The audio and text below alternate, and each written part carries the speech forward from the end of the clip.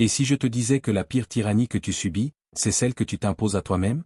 Cette prison invisible où tu mendies constamment l'approbation des autres. Où tu adaptes ta personnalité selon les regards.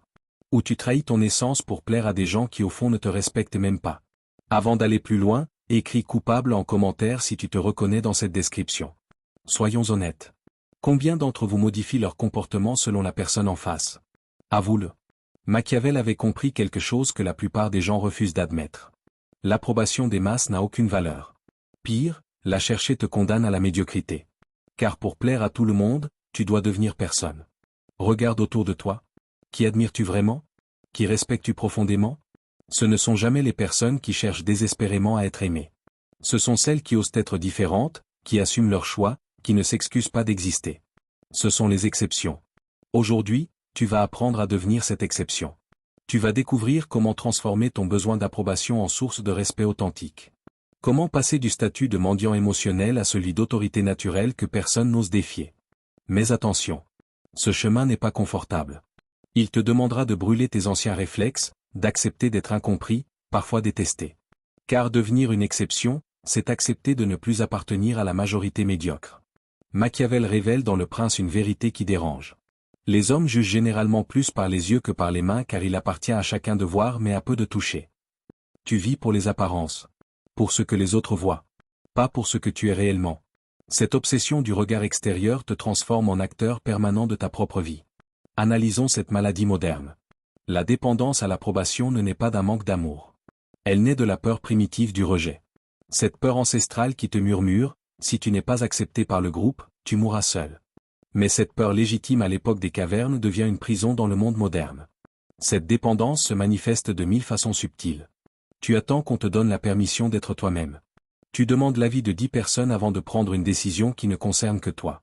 Tu te justifies constamment comme si ton existence avait besoin d'être validée par un tribunal invisible. Pause. Réfléchis et réponds en commentaire. Quelle est la dernière fois où tu as renoncé à quelque chose qui te tenait à cœur uniquement parce que quelqu'un risquait de ne pas approuver? Sois spécifique. Le piège est plus profond que tu ne l'imagines. Car cette quête d'approbation te fait adopter les standards des autres plutôt que les tiens. Tu mesures ton succès avec les critères de personnes qui souvent n'ont même pas réussi leur propre vie. Tu cherches l'amour de gens que tu n'admires pas. Cette dépendance crée un cycle vicieux redoutable. Plus tu cherches l'approbation, moins tu l'obtiens. Car les gens sentent instinctivement la faiblesse. Ils détectent le besoin désespéré derrière tes efforts de séduction. Et paradoxalement, cette détection les pousse à te respecter moins. Pas plus. L'esprit faible croit qu'être aimé de tous est possible et souhaitable. L'esprit machiavélien comprend que c'est impossible et inutile. Il sait qu'une personnalité forte polarise nécessairement. Qu'elle attire certains et repousse d'autres. Et il accepte cette réalité plutôt que de la combattre. Cette acceptation libère une énergie considérable. Toute l'énergie que tu gaspilles à plaire à des gens qui ne te méritent pas peut maintenant être investie dans tes véritables objectifs. Dans la construction de ton excellence. Dans le développement de cette rareté qui commande naturellement le respect. Car voici le secret que Machiavel avait percé. Les gens ne respectent pas ce qu'ils obtiennent facilement. Ils respectent ce qu'ils ne peuvent pas avoir. Ce qu'ils ne peuvent pas contrôler.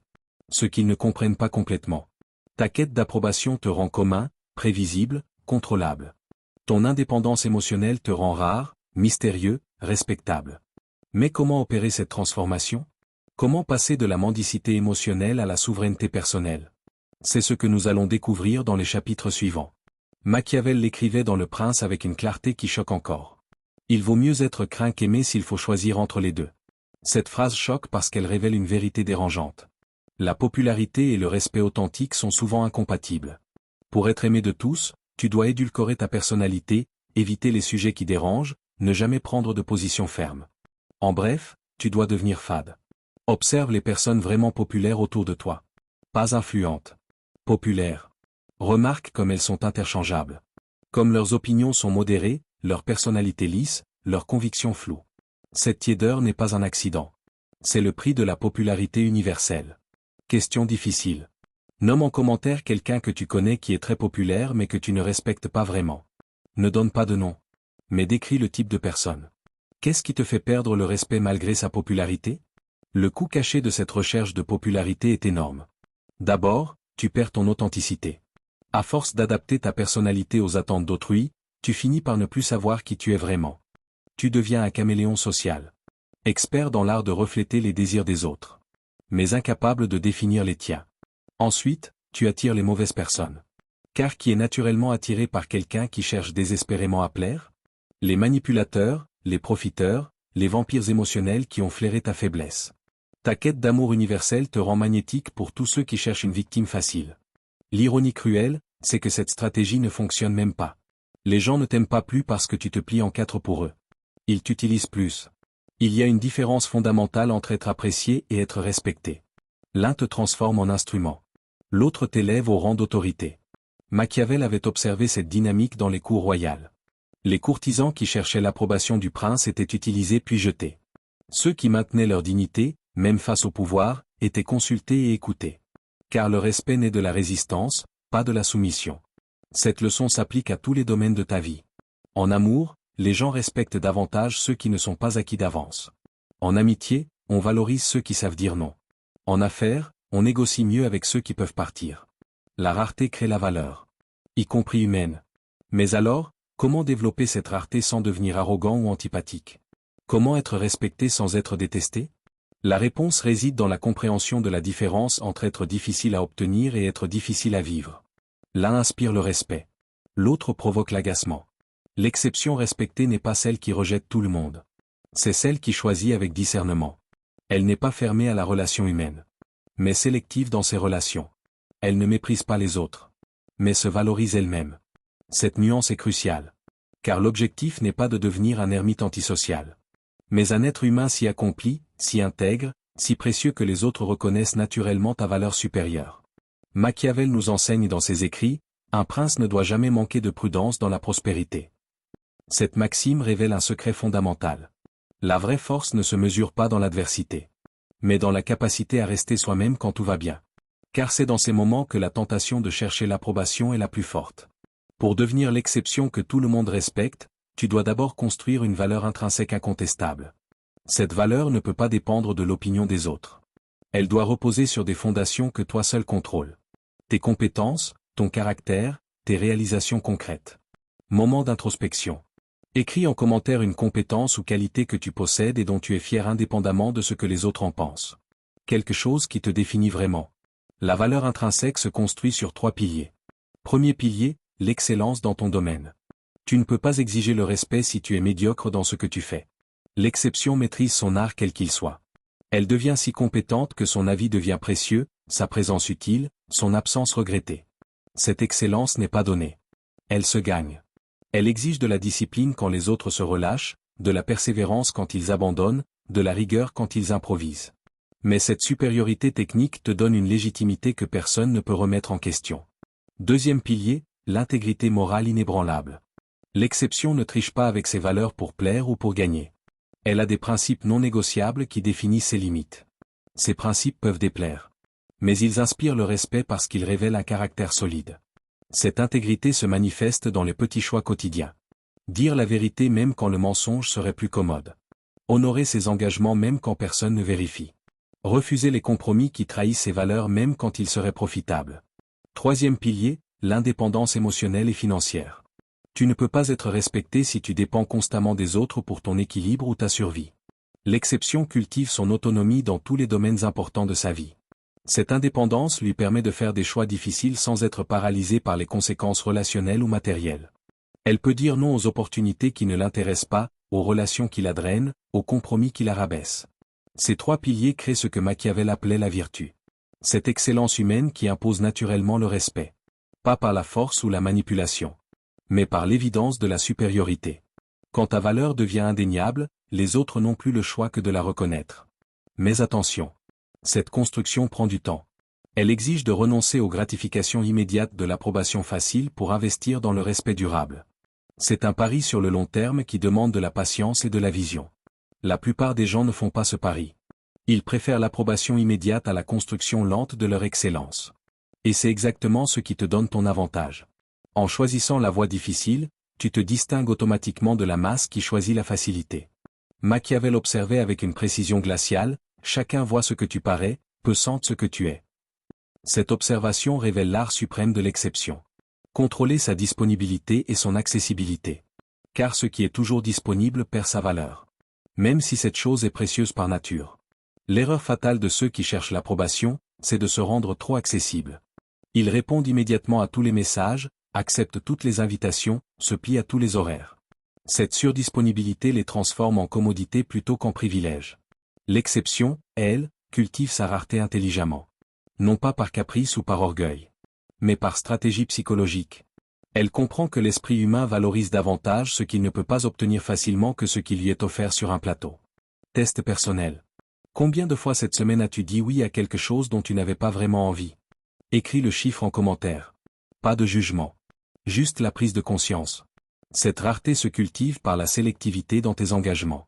Tu n'es pas disponible pour tout le monde à tout moment. Tu as des priorités, des critères, des standards. Tu choisis soigneusement où investir ton temps et ton énergie. Cette sélectivité n'est pas de la prétention. C'est de la gestion intelligente de tes ressources. Ton temps est limité. Ton énergie n'est pas infinie. Ton attention est précieuse. En la distribuant sans discernement, tu la dévalues. En la rationnant intelligemment, tu la rends précieuse. L'art consiste à doser cette rareté pour qu'elle inspire le respect sans créer de frustrations excessives. Tu dois être assez accessible pour maintenir les relations importantes, mais assez rare pour que ta présence reste un privilège. Cette balance s'apprend par l'expérimentation. Observe les réactions quand tu refuses poliment une sollicitation.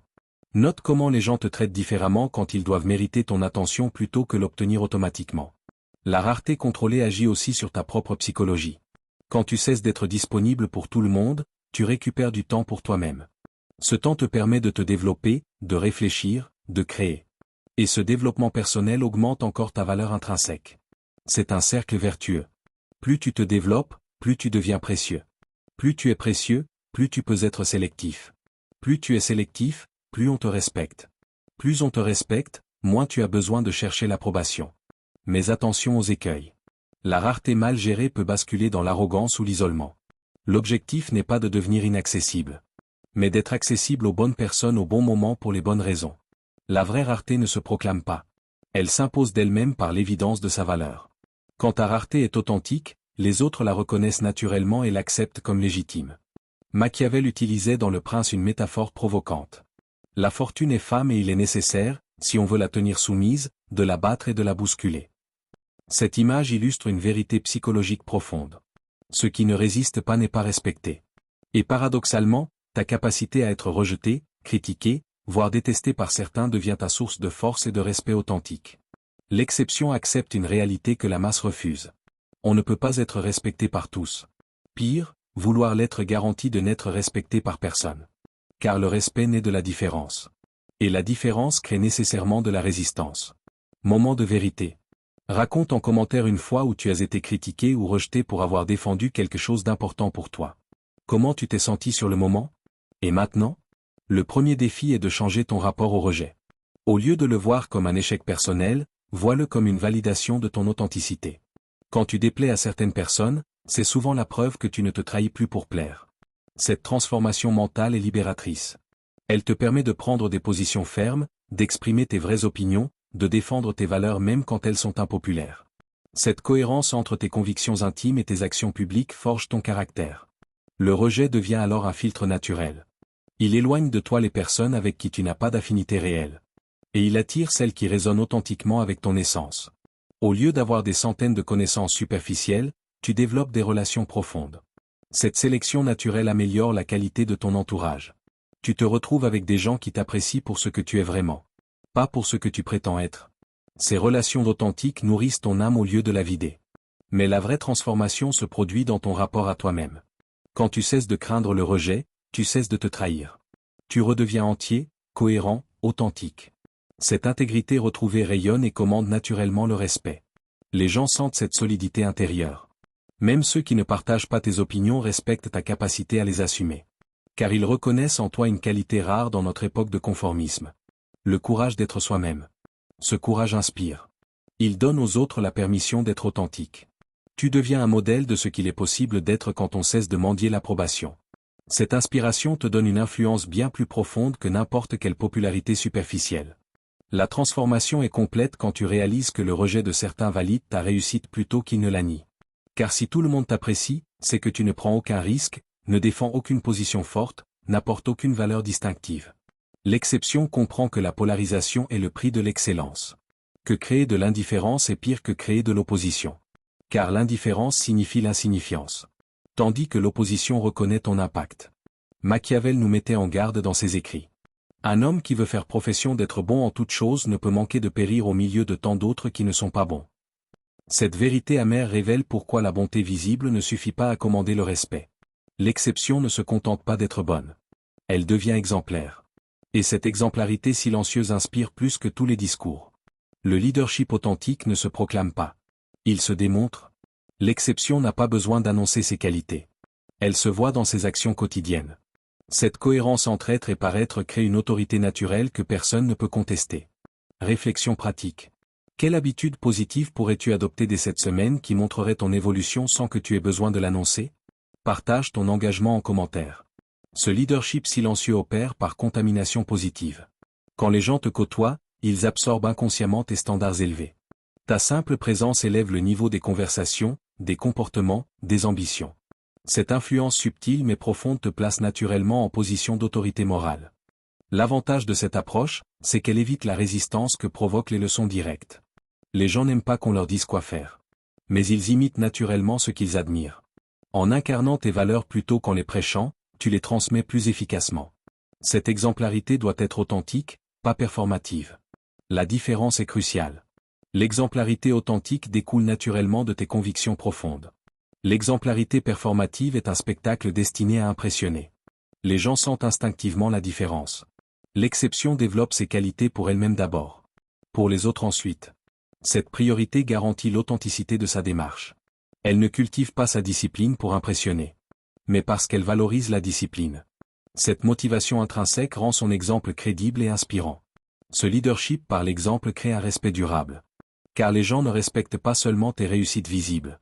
Ils respectent le travail invisible qui les a rendus possibles. Ils respectent ta constance, ton intégrité, ta capacité à te tenir à tes principes même quand personne ne regarde.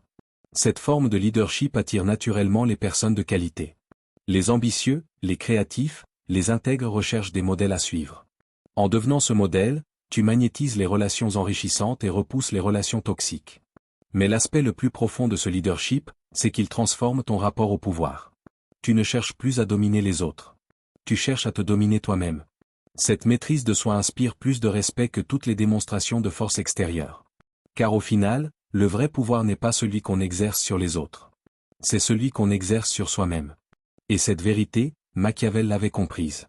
Celui qui se gouverne bien sera naturellement appelé à gouverner les autres. Machiavel nous enseignait l'art de la navigation sociale réaliste. L'exception ne vit pas dans un monde idéal. Elle excelle dans le monde tel qu'il est. Et dans ce monde, ton indépendance devient ton arme la plus redoutable. L'indépendance véritable ne se limite pas aux finances, bien qu'elle soit importante. Elle englobe ton autonomie émotionnelle, intellectuelle, sociale. Cette indépendance multidimensionnelle te rend immunisé contre les pressions, les chantages, les manipulations qui contrôlent les autres. Auto-évaluation. Sur une échelle de 1 à 10, à quel point es-tu indépendant émotionnellement? 1 égale je ressens constamment le besoin de validation. 10 égale je suis totalement autosuffisant. Sois honnête en commentaire. L'indépendance émotionnelle te libère du besoin d'approbation. Quand ton estime personnelle ne dépend plus du jugement d'autrui, tu peux prendre des décisions basées sur tes vrais intérêts. Pas sur tes peurs sociales. Cette liberté de choix te donne un avantage stratégique énorme. L'indépendance intellectuelle te protège de la pensée de groupe. Tu développes tes propres opinions basées sur ta réflexion et ton expérience. Pas sur ce qui est socialement acceptable. Cette originalité de pensée te rend précieux dans un monde de conformistes. L'indépendance sociale te permet de choisir ton entourage plutôt que de le subir. Tu n'es plus obligé de maintenir des relations toxiques par peur de la solitude. Cette sélectivité améliore drastiquement la qualité de ta vie sociale. Cette indépendance multiforme crée ce qu'on pourrait appeler l'effet diamant. Comme un diamant qui ne peut être rayé que par un autre diamant, tu deviens inattaquable par les pressions ordinaires. Cette invulnérabilité inspire le respect. Parfois mêlé de crainte. Mais attention. L'indépendance mal comprise peut devenir de l'isolement. L'objectif n'est pas de rejeter toute interdépendance humaine. Mais de choisir consciemment tes dépendances. Tu acceptes d'être vulnérable avec les personnes qui le méritent. Pas avec tout le monde. Cette indépendance sélective te donne un pouvoir de négociation considérable. Dans toute relation, celui qui peut partir a l'avantage. Ta capacité à dire non sans conséquences dramatiques te permet d'obtenir de meilleurs oui. L'indépendance devient ainsi ta monnaie sociale. Elle te permet d'investir ton engagement là où il sera le mieux valorisé. De retirer ton soutien quand il est pris pour acquis. De récompenser ceux qui te respectent et de sanctionner ceux qui t'utilisent. Cette gestion stratégique de ton indépendance transforme toutes tes relations. Les gens comprennent que ta présence est un choix, pas une obligation. Cette réalisation les pousse à mériter ton attention plutôt qu'à la considérer comme acquise. Et quand les autres doivent mériter ton attention, ils te respectent automatiquement. Car ils investissent un effort pour te garder. Et l'esprit humain valorise toujours davantage ce qui lui coûte quelque chose. Machiavel observait avec une ironie froide, il n'y a point de plus cruelle tyrannie que celle que l'on exerce à l'ombre des lois et avec les couleurs de la justice. Cette maxime révèle l'art suprême de l'exception. Savoir créer et gérer la controverse intelligemment. Car dans notre époque de surinformation, ce qui ne dérange personne disparaît dans le bruit. Ce qui dérange intelligemment marque les esprits. L'exception comprend que la controverse n'est pas l'objectif. C'est l'outil. Elle ne cherche pas à choquer pour choquer. Mais elle accepte de déranger pour défendre ce qui est important. Cette nuance distingue le provocateur de l'innovateur. L'agitateur du leader. Question sensible. Quelle opinion as-tu qui est impopulaire mais en laquelle tu crois profondément? Pas besoin de la détailler. Dis juste si tu l'exprimes ouvertement ou si tu la gardes cachée. Réponds j'assume ou je cache. La controverse bien maîtrisée te positionne comme quelqu'un qui ose dire ce que les autres pensent tout bas. Ce courage de l'expression te donne une influence disproportionnée. Les gens t'écoutent parce qu'ils savent que tu dis des choses qu'ils n'entendront nulle part ailleurs. Mais là réside dans le dosage. Trop de controverses te marginalisent. Pas assez te rend invisible. L'exception trouve l'équilibre. Assez provocante pour être remarquée.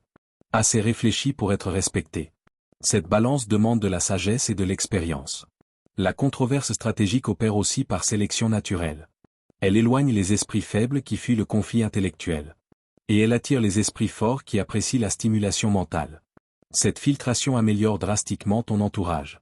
L'avantage psychologique est considérable. Quand tu oses exprimer des idées controversées avec intelligence et respect, tu démontres une force mentale que peu possèdent. Cette démonstration de courage intellectuel inspire le respect même chez ceux qui ne partagent pas tes vues. La controverse bien menée révèle aussi ta capacité à gérer la pression sociale. Elle montre que tu ne plies pas sous le poids des critiques. Que tu maintiens tes positions face à l'opposition. Cette résilience intellectuelle te place dans une catégorie à part. Mais la vraie maîtrise consiste à créer des controverses constructives. Pas celles qui détruisent et divisent. Mais celles qui élèvent. L'exception ne polémique pas pour le plaisir de la polémique. Elle remet en question pour faire progresser la réflexion collective. Cette approche constructive te positionne comme un penseur, pas comme un agitateur. Les gens peuvent désapprouver tes conclusions. Mais ils respectent ta méthode. Cette respectabilité dans la controverse est l'art suprême de l'influence intellectuelle. La controverse devient alors ton laboratoire social. Elle te permet de tester tes idées, d'affiner tes arguments, de mesurer les résistances. Cette expérimentation constante développe ton intelligence sociale et ta capacité de persuasion. Et quand tu maîtrises l'art de la controverse respectueuse, tu deviens quelqu'un qu'on ne peut ignorer. Tes opinions comptent parce qu'elles sont réfléchies. Ta voix porte parce qu'elle est authentique. Ta présence marque parce qu'elle apporte quelque chose d'unique au débat. Machiavel concluait ses réflexions sur le pouvoir par une observation définitive. Les armes propres sont celles qui se composent de sujets ou de citoyens ou de créatures à toi. Cette métaphore militaire révèle la vérité ultime du leadership. L'autorité véritable ne se prend pas. Elle se gagne. Elle ne s'impose pas par la force. Elle s'établit par la reconnaissance spontanée de ta valeur supérieure. L'évolution vers l'autorité naturelle marque la transformation finale. Tu n'as plus besoin de chercher le respect. Il vient à toi. Tu n'as plus besoin de prouver ta valeur. Elle est évidente. Tu n'as plus besoin de t'imposer. Ta simple présence suffit. Projection dans l'avenir. Imagine-toi dans 5 ans devenu cette exception respectée. Quelle serait la principale différence dans la façon dont les gens te traiteraient? Décris cette vision en commentaire. Cette autorité naturelle naît de la convergence de tous les éléments précédents. Ta valeur intrinsèque incontestable, ta rareté contrôlée, ton indépendance multidimensionnelle, ta capacité à transformer le rejet en force. Tous ces éléments se cristallisent en une présence qui commande naturellement le respect. L'autorité naturelle se reconnaît à plusieurs signes. Les gens te consultent spontanément pour leurs décisions importantes. Ils modifient leur comportement en ta présence sans que tu aies besoin de rien dire. Ils citent tes opinions même quand tu n'es pas là. Cette influence sans effort est le résultat de ton travail sur toi-même. Pendant que les autres cherchaient l'approbation externe, tu construisais ton excellence interne.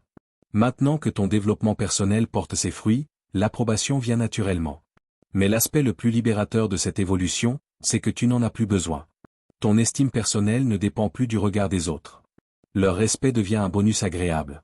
Pas une nécessité vitale. Cette liberté intérieure irradie et attire encore plus de respect.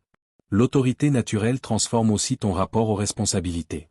Les gens te confient naturellement des rôles de leadership parce qu'ils reconnaissent ta capacité à les assumer. Cette reconnaissance spontanée évite les luttes de pouvoir épuisantes.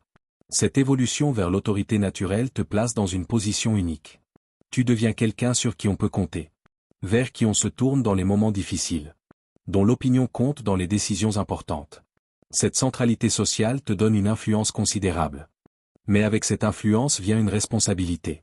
L'exception respectée comprend qu'elle a un impact sur son entourage.